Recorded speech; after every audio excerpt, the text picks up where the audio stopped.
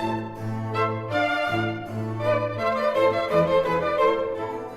everyone, welcome to the Powerful Entrepreneur Podcast, episode 7.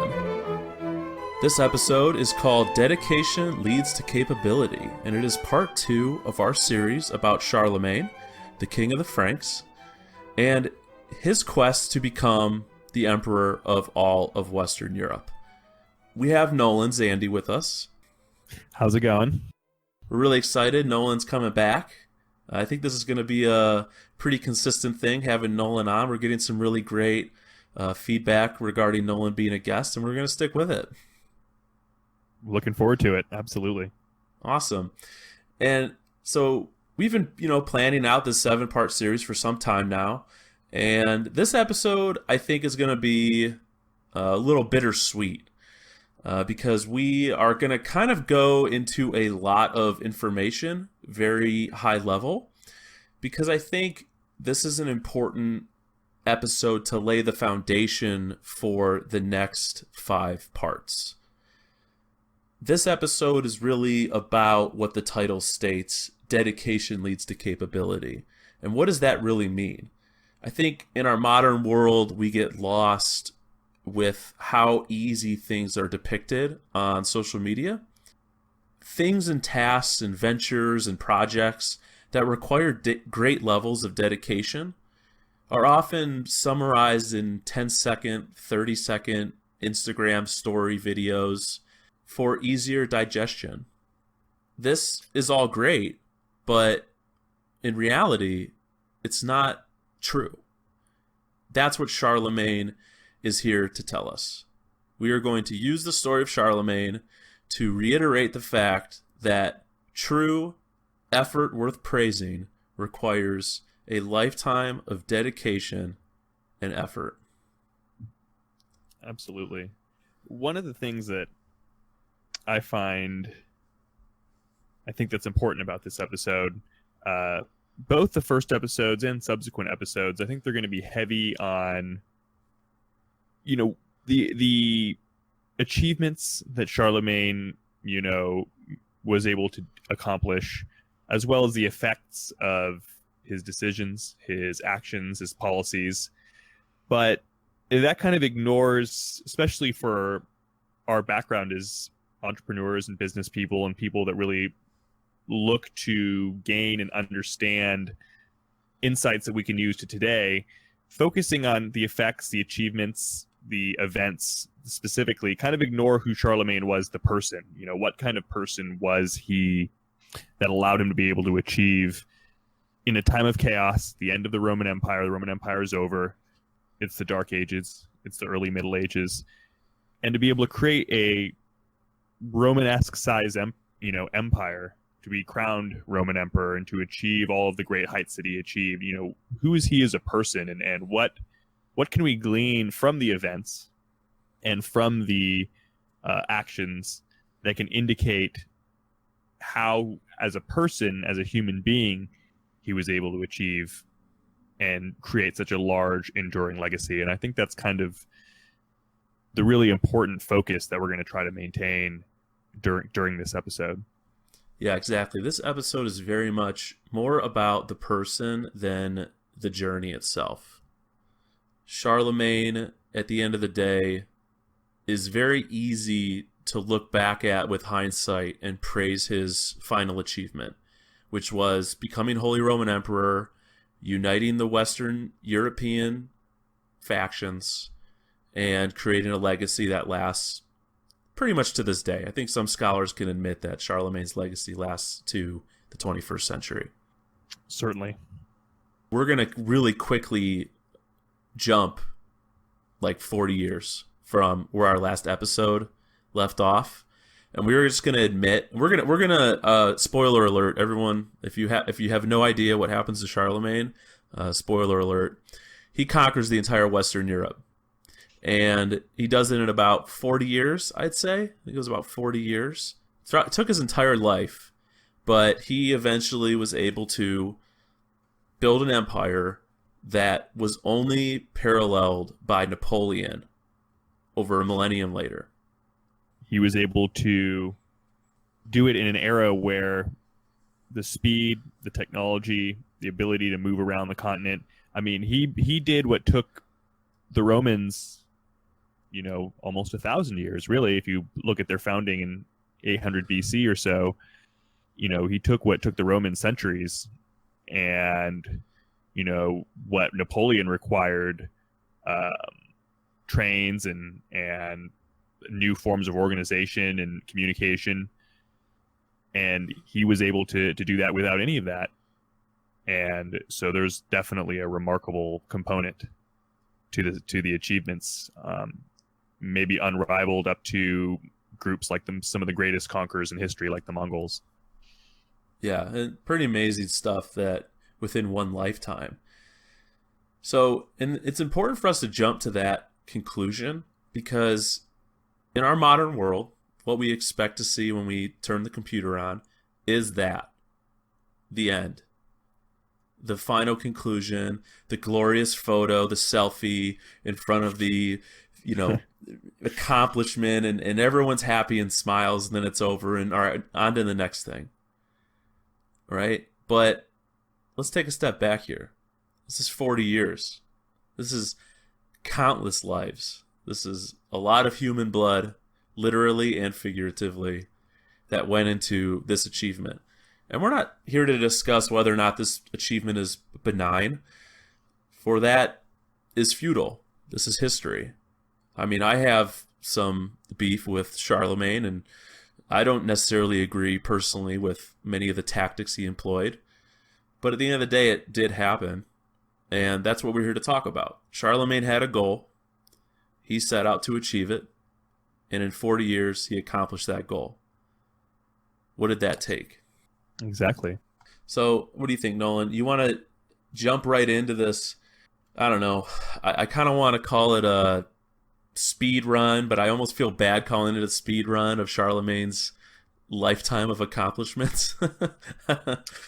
Yeah, I mean, thinking to Charlemagne the person, the 40 years of warfare, the management system and the policy achievements that he placed, the reforms to education, to writing, to language, to transportation and communication, to reforms on religion and the standardization, and really all the work he did for the church.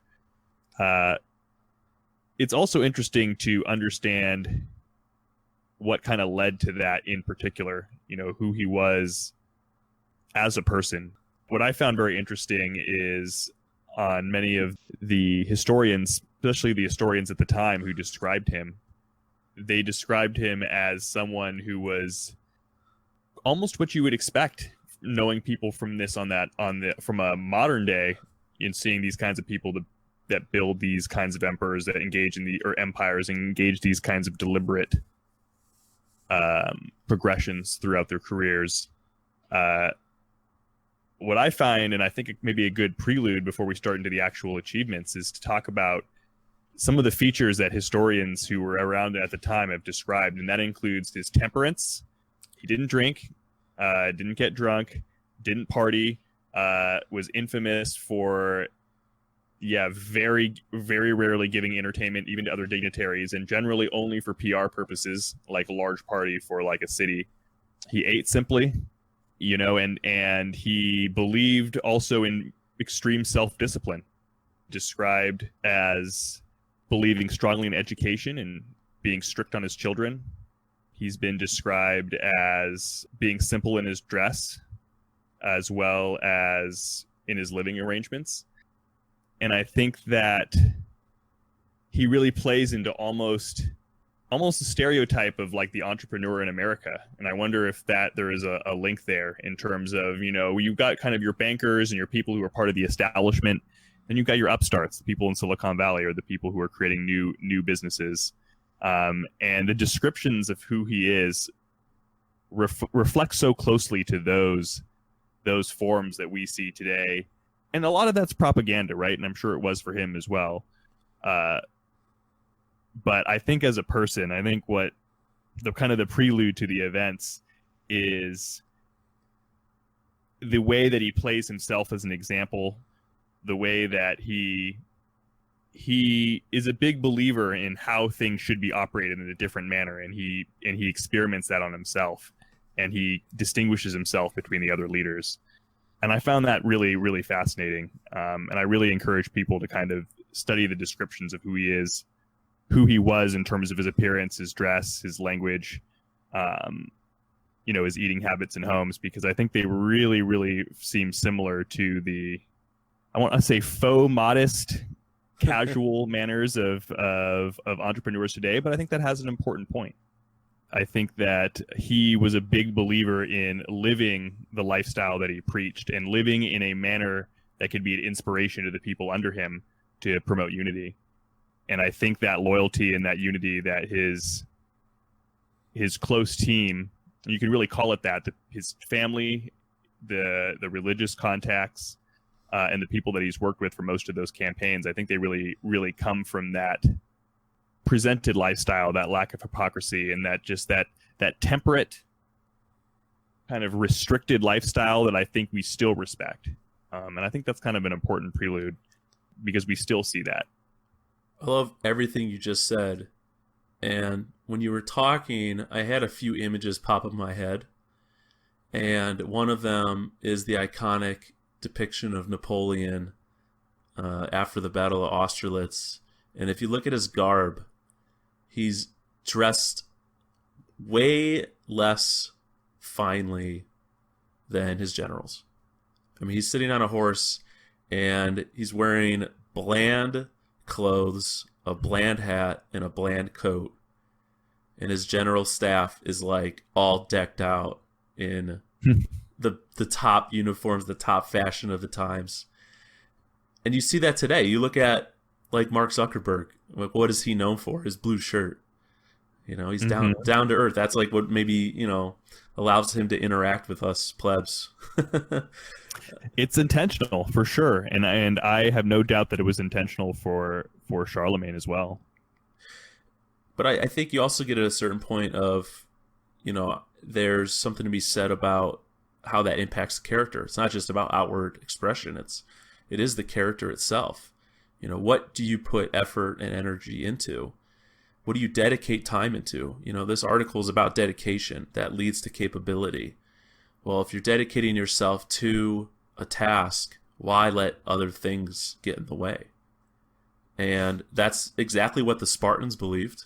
That was another image I had in my head when you were talking, was the Spartans only cared about one thing, right? When we read about, the Spartans in ancient Greece. And anything else was a distraction. Agreed. It's a philosophy that goes back before and after, and it's funny to see how commonly it's still used today. But it's effective. It's an effective leadership technique, because it is easier to follow somebody that A, you relate to, but B, you feel is feeling some of the same things you're feeling and making some of the same sacrifices that you're making. It makes you feel like you're all in it together, and I think that shouldn't be forgotten when understanding a person's character and how they're able to interact with the people within the hierarchy that they participate in.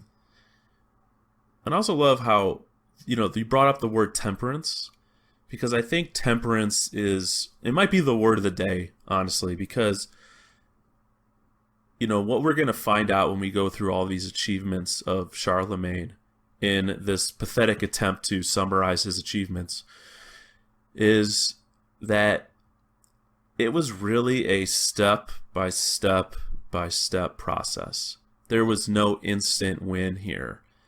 It took a lot of effort, a lot of time, a lot of planning, a lot of calculation, a lot of effort, every single moment of every single day to achieve what he did. And that requires temperance.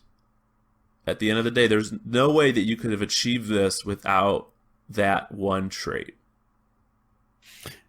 Definitely not with what he was dealing with. And it's funny, it's something that you said earlier about how we usually see the end result, even in history. And everybody, in history, they have their own pace of going through things. Alexander did things faster than some people who did things slower than others. and then we as the end consumers of the information are really only getting the cliff notes of all the trials and tribulations, and we're seeing really the end result and the final selfie, to put it in a modern context. But Charlemagne, I feel, embodied so much the reality. Even if it's compressed into a short time, you're a lucky person, you're Mark Zuckerberg, your company makes money early. Although just because your company makes money early doesn't mean that's the whole story. I mean, a lot has happened at Facebook since then. But he embodies, I feel like, in terms of any historical character, if you even briefly start looking into his life, the real empire builder, step by step, even though he did it in such a short time. Like we said, I mean, he did what the Romans did in 800 years. He did it in 40, but that was a packed 40 years. And he really emphasized relentless monitoring, never letting go, full management. I mean, he embodied the life of a modern CEO, running multiple lines of business, assaulted on all fronts from every direction, and continuing to produce the results, that yearly 5%, 10% growth, the illusion of smoothness and the stability of, a AAA rated company with the reality of the day to day. I mean, he was at war every single day of his reign, pretty much. I mean, when you study his life, you'll see gaps of 2 years where he was at peace, where he got a lot done. But that's about it. And he is just such a testament to, I think, the modern reality of any kind of empire building. I mean, in the modern day, it's corporate empire building, it's social. You read his story, and there's no way you can sugarcoat the instant success. It just didn't happen. It was absolutely a piece at a time of building. Beautiful. And I think with that, let's do this push to go over, and I'm going to take a big deep breath here before I give it a shot. But most of these are just military engagements, because let's face it, I mean, Charlemagne, he had a number of social achievements. For example, dominating the early academia that would become Western Europe. I mean, he was the grandfather of academia in the Roman Empire. Mm-hmm. If you really want to think about it, that's going to be an entire episode in of itself. This one we really want to look at, okay, if the end result is an empire with sustainability, he had to win, and win he did. And a lot of these wars, these campaigns, they took his whole life to achieve. And I think we're just going to start off with the biggest. Let's just go big on the first one and talk about the Saxon invasion. This was a 30-year engagement by Charlemagne and the Franks to invade multiple times, reconquer territory that was lost, quell multiple rebellions, stop multiple incursions that saw... I mean, there was some carnage here, man. I mean, this is no light story. But I think we're going to definitely talk about this in another episode.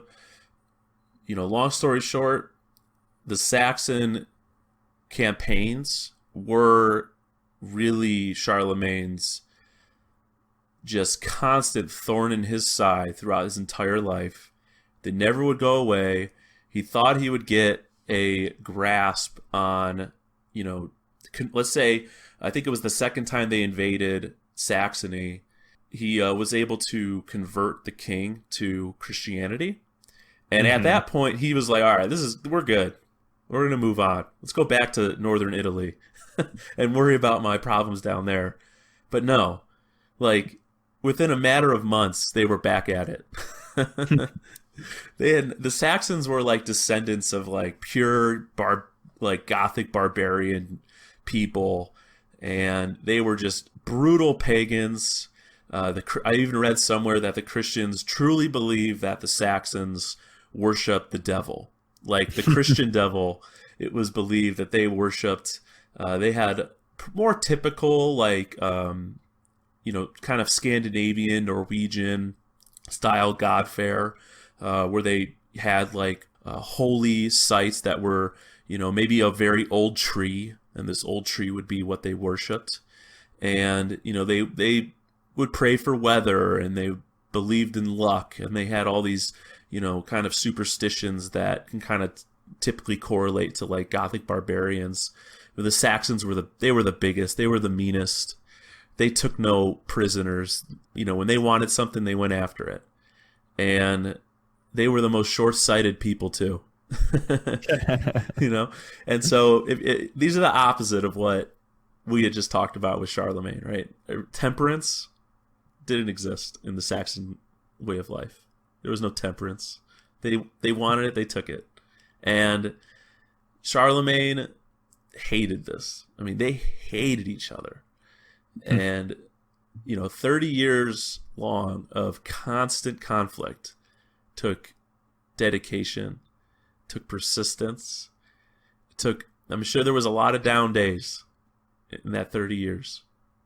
But the dedication, the step-by-step, calculated approach eventually saw the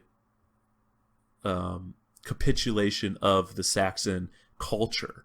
I can't even say it was like a king or a faction, because there was multiple factions that were defeated. But the Saxon culture at the end of the day was what had to give out in order for Charlemagne to win this 30-year achievement.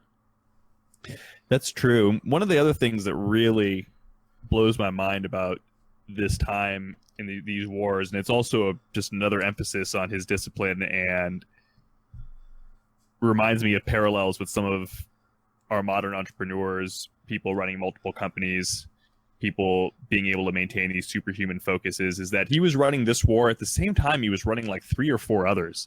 He was fighting in Saxony at the same time that he was fighting in Italy, and he was a great delegator. He closely networked with his family and other people to run administration in areas where he wasn't present, but he was constantly alert, aware, and planning of multiple wars on multiple fronts at the exact same time. I mean, he subdued the German regions piece by piece, moving all over Germany, and then kept coming back to Italy to protect against invaders there, Byzantines, other people that were engaging in conflict. I mean, I don't know if I've ever seen, someone so on top of multitasking successfully in a conflict environment, multi-fronted conflicts. It just reminds me again a lot of many elements of the modern entrepreneurial and business space. The delegation, you have to be good at delegating, you have to be good at planning, you have to be good at switching between many contexts, handling wars on multiple fronts, and the 30 years of just constant hyper-focused work alongside dozens of other tasks at the same time. On top of all of the things he did in terms of adjusting the culture, changing everybody's religion. I mean, there are just certain points in Western and Europe's history entirely where you saw waves of the movement of Christianity, which, originated in the Roman Empire.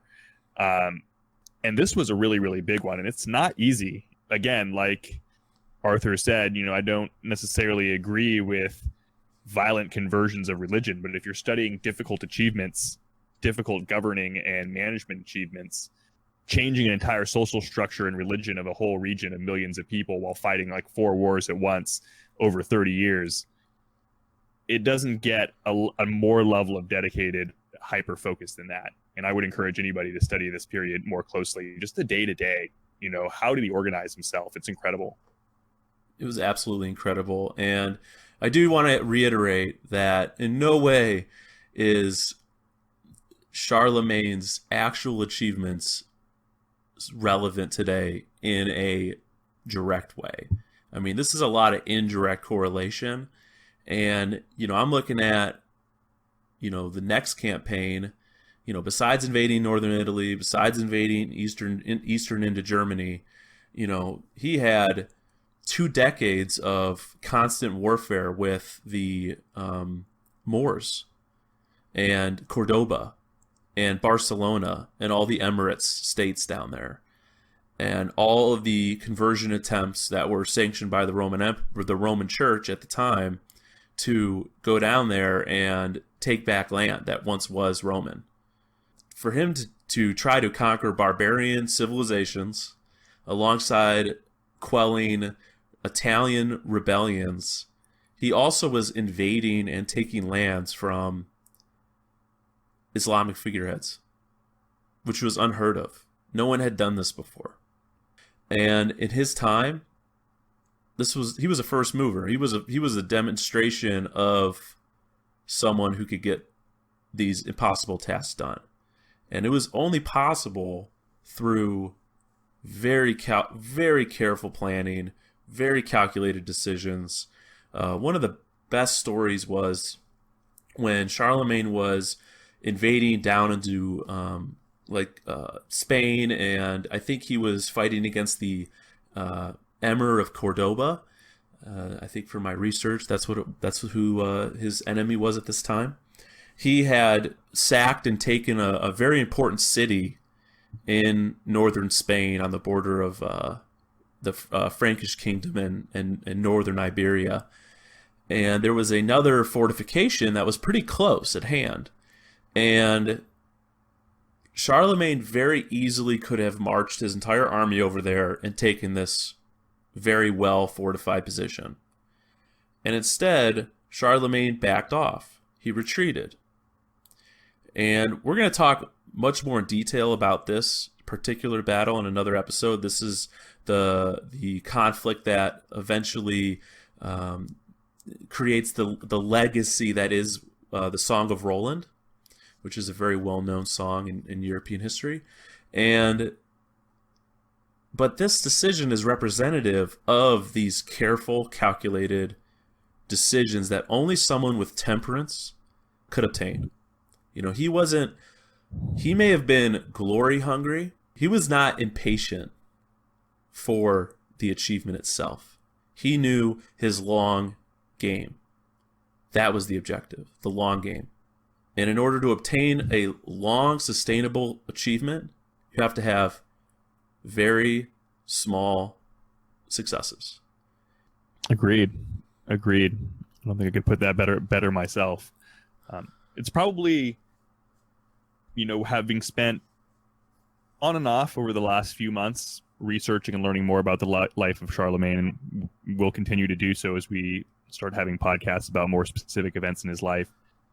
It's the area that jumps out to me the most is the kind of person that could work under these circumstances and build, a modern style, or start introducing essentially the birth of modern Europe and the modern styles of expansion, growth, leadership that we still celebrate today. It's those personality traits that are timeless. I mean, I know that they date even to the Roman era too, and they were praised at that time, but I don't know if there ever was a more difficult environment to be able to build such a remarkable organization as Europe at that time.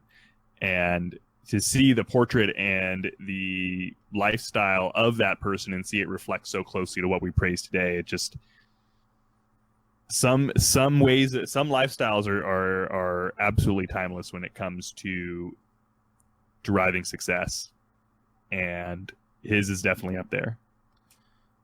So I think what we're going to do now is run through this list of achievements, military history achievements, and it's pretty extensive. So I'm just going to kind of hit most of them in kind of summary format. For example, there was multiple rebellions in Lombardy, but we kind of summarize that as like the Lombard War, and it happened multiple times. So he had, most of these military conquests are not quick achievements. They're almost all multi-year planned, multi-year executed, and multi-year sustainability protocols that led to their successful conclusion.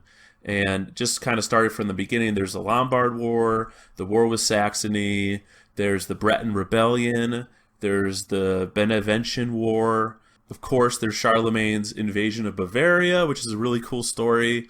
There's the Frankish Avar War, which is also a really cool story, which we should talk about. Yeah, the Avars, by the way, just the Huns, by the way, it's another word for the Huns. These are Asian nomads, so these are some. Who are the Huns, by the way, Nolan? The Huns, they were. If you watched Mulan, they were invaders from Central Asia that sacked Rome, and had been a massive menace and powerful force in Eastern Europe for the next 400 years until Charlemagne. Really, Wait, you're telling me Charlemagne beat the Huns? Charlemagne beat the Huns. Wow. At the same time as he was fighting wars in Eastern Germany and Italy and against the Moors. It's incredible. I mean, and the list goes on as you will continue. The Slavic War, the Pannonian Croatian War, everyone's favorite Frankish Byzantine War. Yes, Charlemagne beat the Byzantines. It's not uncommon. It's not uncommon for that, like, conflicts like that to happen between the Byzantine and, like, Christian factions, especially in the early Roman Church, because the Byzantines didn't really, like, once Rome was sacked, the Byzantines didn't view a lot of Christian authority from Rome as actually Christian. They viewed it as, like, pseudo-barbarian pagan with an ounce of Jesus. And so, they had these vast conflicts in, like, the Balkans, around the Adriatic Sea, fighting over Venetia at the time, which was a very young and up-and-coming territory. So, I mean, it's amazing that Charlemagne was able to achieve all this. And that's not even that's like half of it. There's the Danish War, the Bohemian War, and honestly, I could just go on. And, we could take a whole episode just going through all the different campaigns that Charlemagne oversaw and saw through to success. It's amazing. He beat the Huns. He beat German barbarians. He beat the Moors in Spain. This guy was a true champion of his time. And I think his characteristics, while his actions don't really speak to the 21st century, his personal characteristics do. And that is what's important here, is the fact that this was a gentleman who never backed down and always stuck his nose in the way that he intended to go. And he did it through persistence, patience, calculated execution, and he dedicated himself to temperance in order to obtain the capability for achievement. Agreed. And that's a great point, how you mentioned about how so much of what he did is maybe not relevant in particular to the modern day. It is from a historical context, tracing the origins. But what has been most fascinating, I think, to both of us is when we get a portrait of who he was as a person, because that still takes the same kind of person to build that empire as it takes to build an empire today. We just live in a different construct. But that's why this particular the studying for this particular episode has been so interesting, because you realize when you look at it from this angle, you're seeing so much more that is hauntingly similar to today than when you look specifically at wars and the weapons and the politics of the era, which are archaic and they still have too many similarities to today, but it isn't the same level as when you start looking at the people and who they are as people, their personalities, their traits, their level of discipline, their core belief systems. And his was so much the image of a king of capitalism, really. I mean, it wasn't capitalist, but that ability to think, act, and work in that manner, that disciplined, temperate manner, and the incremental success is leading to the giant success. No question. It's one of the most modern aspects of this particular study that we're doing. we hit on a lot of stuff in this episode. We're going to be detail oriented in future episodes. I think this episode was very important to kind of get, the first episode we talked about, the opportunity, the start. This episode we kind of wanted to summarize, like, all right, who is this character and why do we care? And I think I want to end this episode with some words of Charlemagne himself. And this is a pretty long passage. I'm not going to read the whole thing, but this was a letter that Charlemagne wrote to, I guess you call him a nobleman in, the 8th century. But this is in relation to an organizational plan to build a force for invasion of Saxony. And it goes, in the name of the Father, the Son, the Holy Ghost, Charles, most serene, August, crowned by God, great Pacific Emperor, and a lot of formality after that. We're just going to skip it. Be it known to you that we have decided to hold our General Assembly this year in the eastern part of Saxony, on the river Bode, at the place which is called Stassfurt. Therefore, we have commanded you to come to the aforesaid place, with all your men well armed and prepared, on the 15th day before Calends of July, that is, 7 days before the festival of St. John the Baptist. Come accordingly so equipped with your men to the aforesaid place, that thence you may be able to go well prepared in any direction whither our summons shall direct, that is, with arms and gear also, and other equipment for war in food and clothing, so that each horseman shall have a shield, lance, sword, dagger, bow, quivers with arrows, and in your carts utensils of various kind, that is, axes, planes, augers, boards, spades, iron shovels, and other utensils which are necessary in any army. In the carts also supplies of food for 3 months, dating from the time of the assembly, arms and clothing for half a year, and we command this in general, that you cause it to be observed that you proceed peacefully to the aforesaid place, through whatever part of our realm your journey shall take you, that is, that you presume to take nothing except fodder, food, and water. And let the men of each one of your vassals march along with the carts and horsemen, and let the leader always be with them until they reach the aforesaid place, so that the absence of a lord may not give an opportunity to his men of doing evil. That's the end of that passage. And why I love that so much is it's so representative of what we're talking about today, is he very quickly goes into great detail about, hey, this is what we're commanding you to do. This is our plan. This is where you meet us. This is what I want you to bring. This is what I expect of you. This is how I expect for you to travel there. This is how I expect your men to act. This is how I expect your leaders to act. This is how I expect you to organize your train. The exact date you need to be there, and it needs to be a peaceful venture until you get there. And you need to do it all in the name of God and me as your sovereign Lord. That is the letter of Charlemagne. And you can read it yourself. I'll have a link to it in the YouTube if you're watching this on YouTube, or it'll be on the blog article I'll post on our website. But it's just amazing. When I read this, I mean, obviously, when I read letters to CEOs talking about, merger and acquisition attempts today, we're not talking about daggers, shields, lances, food, and water. But the structure's the exact same. The plans, the goals, the objectives, the way to do it, how we expect your team to act, where we expect your team to be. Well over a millennium old, and literally looks like Charlemagne emailed it to myself. Totally. So, I don't know, Nolan, do you have anything else to say, man? Because I think we should end on the words of Charlemagne. Agreed. I don't think I have anything to add. I think you put it perfectly. Great leader, disciplined leader, the kind of leader that I think both of us would follow today if he was our boss or the CEO of our company. All right, we're gonna end with one last line, a line I left out of the end of this letter. All right, and this is gonna be the end of the episode.